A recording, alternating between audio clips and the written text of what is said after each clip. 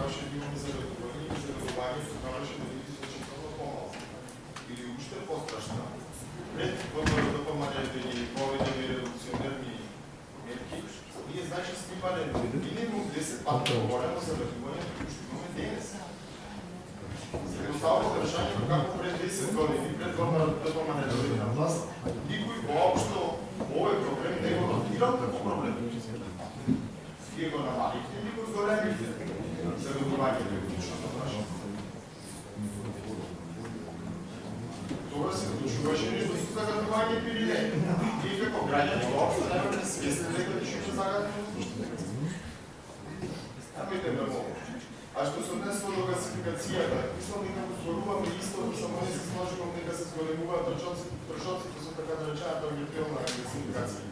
Значи, едно е да се изгради магистралниот газовод и газот од каде и да лекува во Македонија да стигне до Битола. Јас не велам дека тоа не се прави. Се гради магистралниот газовод. И тоа е причина плюс да се прифати нашиот предлог да се започне на некој начин со изградба на терцијалната мрежа во самата општина Битола.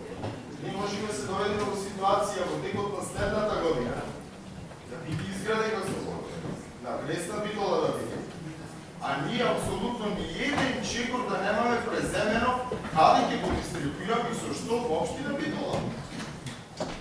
Дали тоа сакаме да ни се случи? Повторно ќе речем, само за проектна документација ќе ни треба минимум 6 месеци до година. Самиот процес на прекопување на улици и на носење на газот непосредно до непосредните потрошувачи.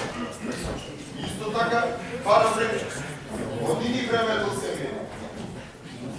Затоа овие две активности одат паралелно. Апсолутно никакви мерки не се преземени за овие две активности одат паралелно. Токму за тоа зборувам.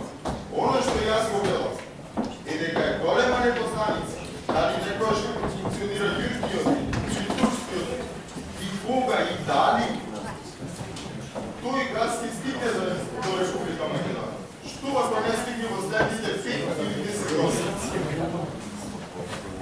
Што ако не стигне? Еве, нема стигнато во изминатите 10 години.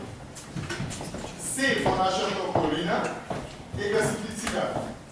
Газ има Србија, има Бугарија, има Грција, само ние немаме. И сега треба ние да си седиме така? Не. Предлогот е точно тоа, да се спремиме на локално ниво и да чекаме газот да дојде. Ако не дојде, во тој случај ништо не губиме, верувајте, ако почнеме со виртуелната гасификација и транспортирање на газот